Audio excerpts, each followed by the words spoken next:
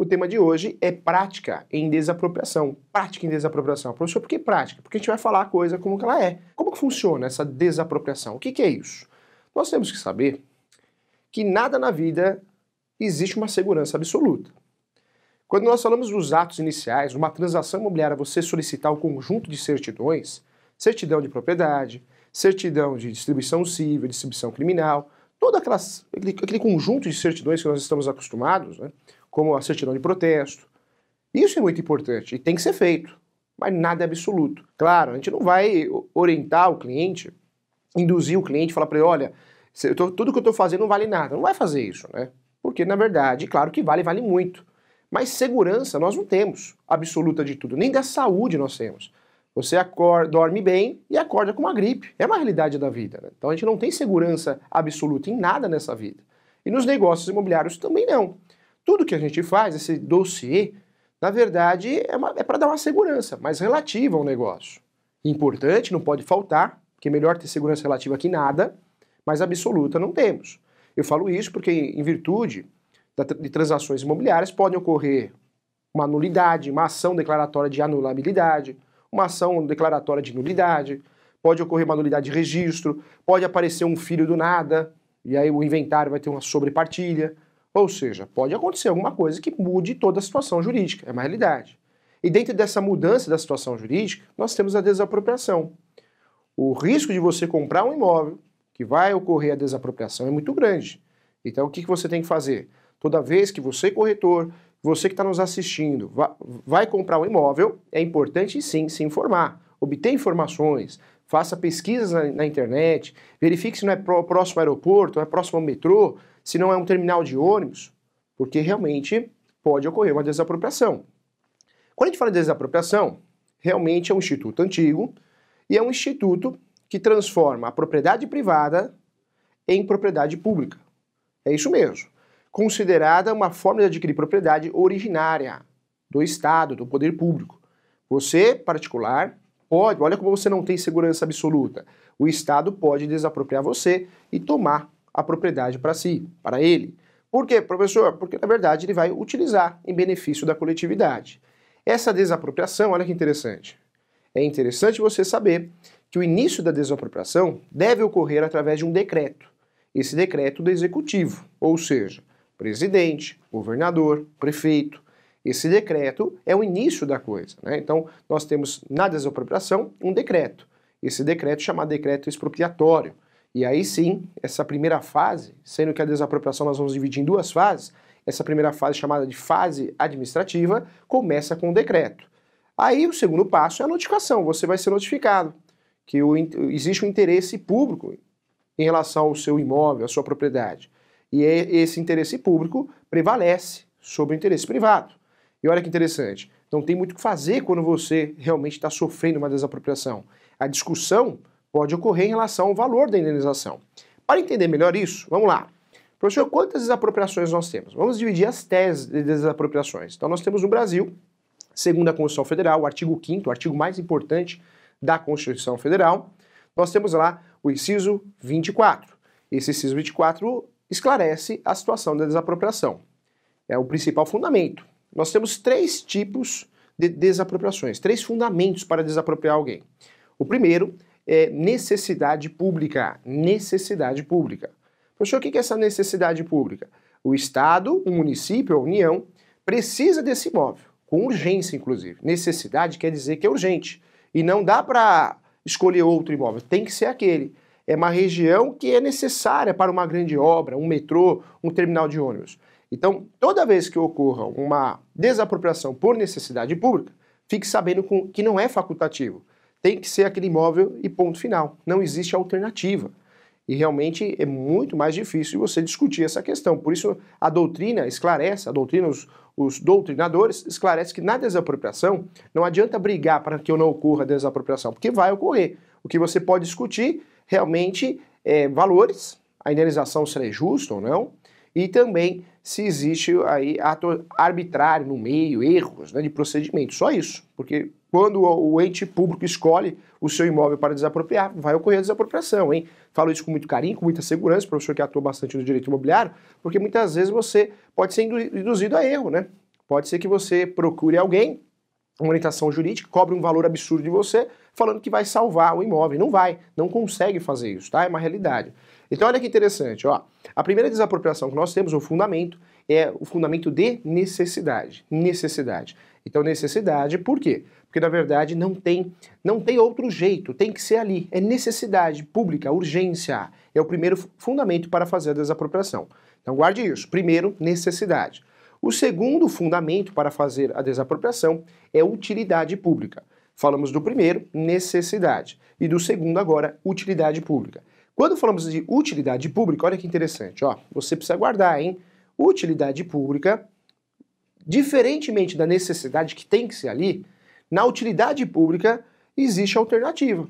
Porque utilidade pública, diferente da necessidade, é urgente, tem que fazer a desapropriação, porque é ali que vai passar a pista do aeroporto, é ali que vai ser feito um terminal de ônibus, é ali que tem que passar o metrô, não tem jeito. Na utilidade, não. Utilidade pode ser ali, mas se for para o lado direito também, para o lado esquerdo, dá para fazer do mesmo jeito, né? Então, essa utilidade, a grande diferença, que na verdade o sujeito consegue ganhar tempo, porque utilidade pública não é tão urgente assim, se bem que você também não consegue evitar essa desapropriação. O terceiro fundamento que nós temos, nós falamos do primeiro, hein? Necessidade pública, falamos do segundo, utilidade pública, e agora vamos falar do terceiro. Qual que é o terceiro? Interesse social. O interesse social é o terceiro fundamento. Eu posso utilizar esses fundamentos aí de forma coletiva, normalmente não. Normalmente eu utilizo para desapropriação um dos três. E o terceiro, que é o interesse público, diferente do primeiro, a necessidade que tem que ser ali, e do segundo, que a utilidade pode ser ali, olha como é diferente aí. Esse é mais uma sanção. Quando a gente fala de interesse público, é mais uma sanção do que qualquer outra coisa. Porque diferente da necessidade pública, que é para a construção de um terminal, de um metrô, ou utilidade pública para aumentar uma rodovia, quando a gente fala de interesse, é uma sanção. Você tem uma obrigação de cumprir o princípio da função social da propriedade. Isso no meio urbano, no meio rural. Você tem a obrigação de respeitar o plano diretor do seu município, as regras de construções do seu município, ou ainda respeitar regras agrárias, da reforma agrária. Se você não respeita, pode perder o imóvel. E como que você perde? Com um grande fundamento, que é o interesse social. O interesse social é um fundamento para fazer a desapropriação, sanção. Ou seja, você vai perder porque não está sabendo utilizar, ou está utilizando a propriedade de forma inadequada. Quando a gente fala de desapropriação, cuidado, hein? É importante você saber que cabe desapropriação para bens móveis e imóveis. O questão de direito, a gente sempre trabalha com teses voltadas ao mercado imobiliário, mas é importante você saber também que um carro pode ser desapropriado também. Um quadro, né, pode ser desapropriado. Desapropriação, o grande conceito, cabe para bens móveis e imóveis, tá? Então precisa saber isso, é importante lembrar. Inclusive tem uma desapropriação muito estranha, que é a desapropriação de cadáveres. Verdade, esquisita, mas é uma realidade, hein? O Estado pode, para fins de estudo, né, no caso uma faculdade pública de medicina, pode utilizar aí o método de desapropriação, a medida, para desapropriar um corpo humano. É uma realidade, hein? Nós temos exceções à desapropriação. Professor, o que não pode ser desapropriado? O dinheiro. O dinheiro não pode ser desapropriado, não pode ocorrer a desapropriação do dinheiro. Fato é que o dinheiro circulante, né, aquele dinheiro que circula, porque se for um dinheiro, moedas, né, aquelas moedas de colecionadores, ela pode ser desapropriada também. Então é uma exceção da regra. E olha que interessante, diferente do uso capião, a desapropriação também cabe desapropriação de imóveis públicos. Isso mesmo, de imóveis públicos. Cabe desapropriação de imóveis públicos. Professor, quando que ocorre isso? Na verdade, o Estado tem interesse no imóvel do município, a União tem um interesse no imóvel do Estado. Só que tem uma regra aí, né? Para o que ocorra a desapropriação de imóveis públicos, é importante você lembrar que existe uma hierarquia, União, Estado e município. E, na verdade, só pode fazer a desapropriação da hierarquia superior para inferior. Ou seja, União para o Estado, para o município. O Estado para o município. Mas não pode o inverso, né? Existe uma cadeia, não pode o município fazer desapropriação de bens públicos do Estado ou da União, tá bom? Então também é importante você saber. Quando a gente fala de desapropriação, segundo a Constituição Federal, o artigo 5º, inciso 24, a desapropriação deve ocorrer a indenização justa e prévia. Só que a indenização justa e prévia em dinheiro vai ocorrer só nos dois primeiros fundamentos. ou seja, na necessidade pública e na utilidade pública. Se for uma desapropriação sanção, ou seja, por interesse social, o valor não vai ser pago em dinheiro.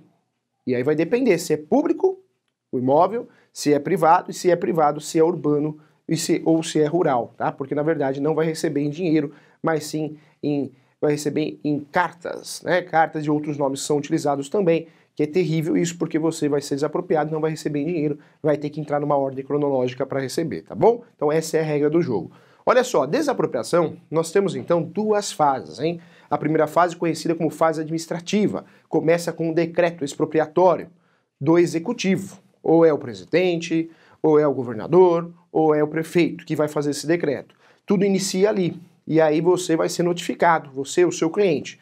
Notificado, pode chegar a um consenso e nem vai virar processo. Pode ser feita uma escritura pública e resolver realmente uma conciliação.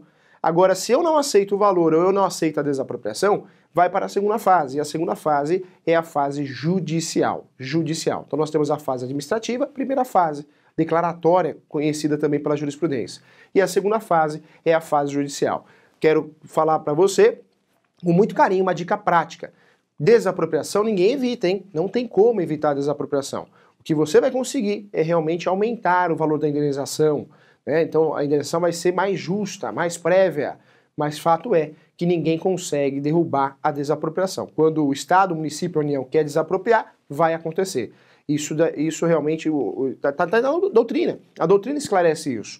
Eu só consigo discutir o quê? Valores e procedimentos. Não dá para discutir a desapropriação em si, tá bom? Então fique atento em relação a isso. Desapropriação é a forma originária.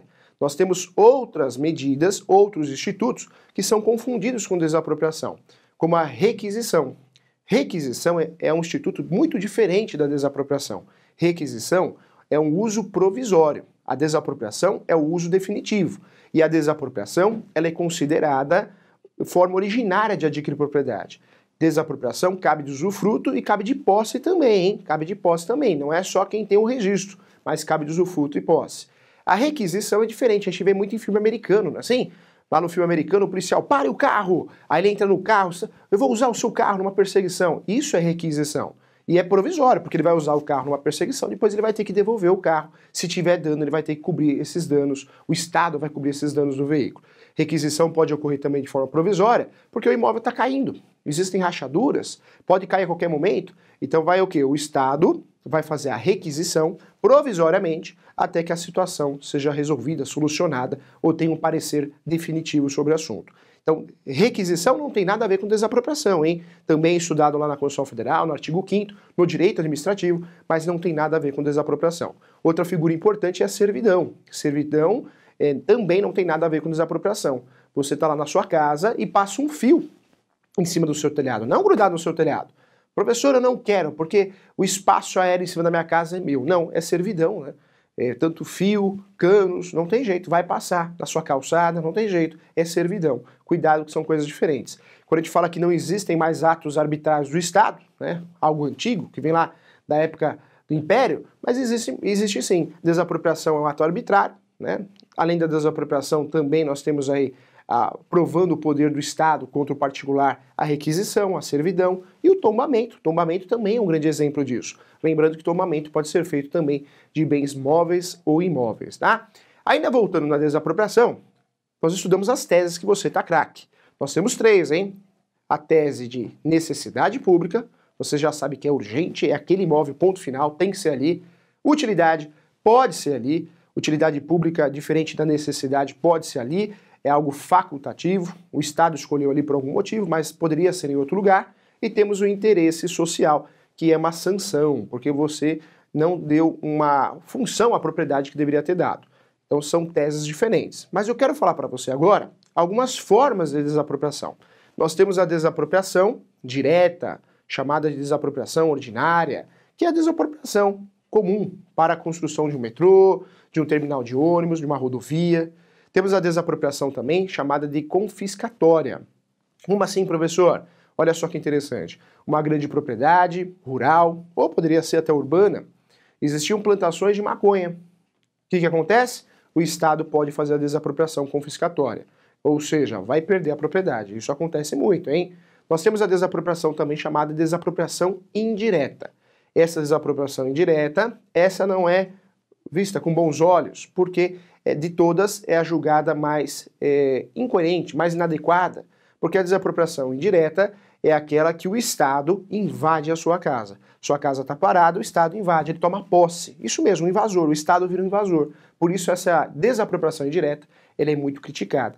E olha que interessante, ó, se você tem uma casa parada e vai para outro Estado, para viajar, para trabalhar, para passear, o Estado, né, o professor fala o Estado, mas poderia ser um município, poderia ser a União, invade a sua casa. Professor, qual que é a defesa que eu tenho? O que eu vou fazer contra o Estado? Não cabe ação reintegratória, reintegração de posse, ou seja, ações possessórias, e não cabe também ação reivindicatória. Professor, que absurdo! Então, contra o Estado eu não posso usar essas ações? Não pode. Sabe o que você pode fazer? Ação de indenização por desapropriação indireta. Ou seja, como o Estado, a União, o município invadiu sua casa, seu patrimônio, seu terreno, você vai cobrar uma indenização, mas não pode fazer uma ação possessória para retomar a posse desse imóvel. A regra é diferente, não tem jeito, porque é o Estado no meio do caminho, é o Estado que está no polo ativo ou passivo do litígio. Olha que interessante, diferente do particular, se alguém invade sua casa, eu faço uma reintegração de posse para conseguir recuperar esse imóvel, ou uma ação reivindicatória com base no documento, eu não posso fazer isso contra o Estado, só cabe uma ação que é chamada de ação de indenização por desapropriação indireta. Então, olha que interessante. É bom saber isso para que você não seja induzido a erro caso aconteça alguma coisa dessa, tá bom? Então, interessante o tema de hoje, hein? Desapropriação, indenização justa e prévia. O que a gente consegue discutir realmente é essa questão da indenização. Quanto vale esse valor? Qual que é o valor de mercado? E essa discussão pode ser na fase administrativa, mas se realmente não chegar a um consenso, vai para a fase judicial e é na fase judicial que vai ter essa discussão. Quando a gente fala de desapropriação, também é importante você saber que nós falamos aqui da questão de imóveis, né, e bens móveis. No caso de bens imóveis, existe a figura, o Instituto do Retrô. O que é retrô? Voltar atrás. Retrocessão.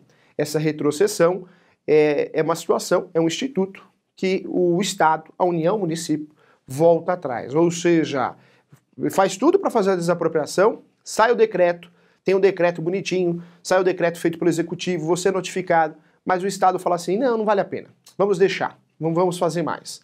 Essa desapropriação, chamada de retrocessão, é a figura, é um instituto onde o Estado volta atrás. Isso pode acontecer, e aconteceu muito na época da Copa, né? Quando nós tivemos a Copa, aqui no Brasil, ocorreram várias desapropriações para fazerem estádios novos, né? E alguns estados, o Estado, né, na verdade a União, desistiu de fazer, acabou reformando outro estádio, então voltou atrás.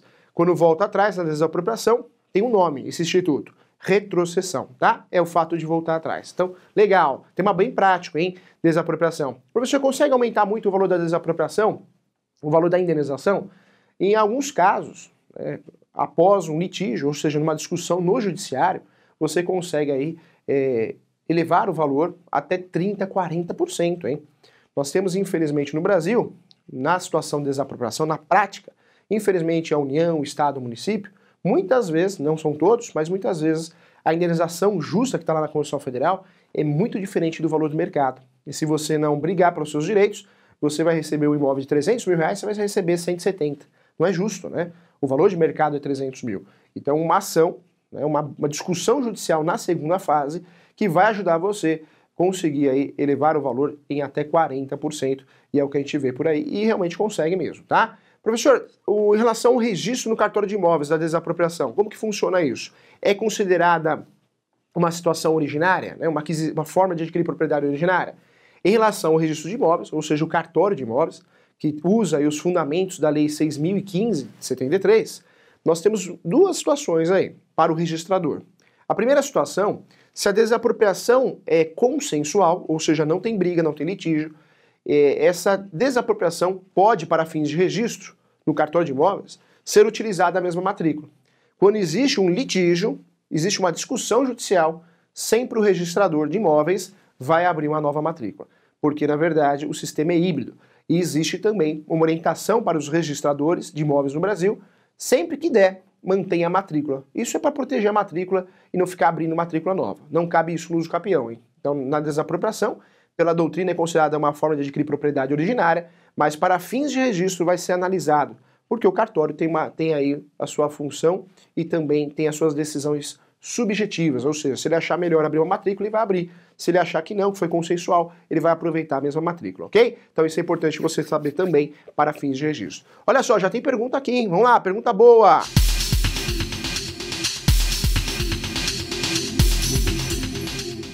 Minha família tem um imóvel de herança que foi invadido. Como são muitos irmãos, não fizemos nada ainda.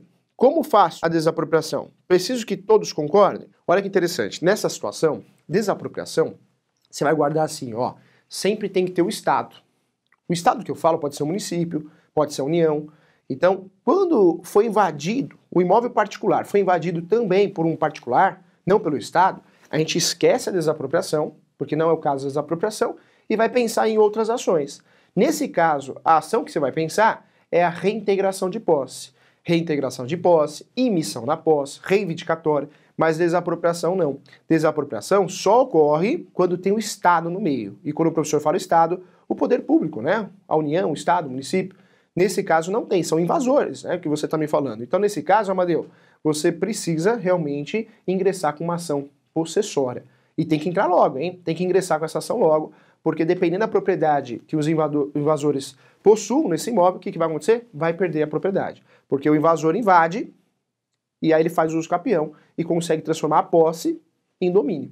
Tá? E infelizmente o nosso Código Penal tem um buraco em relação a isso. Não existe crime, né?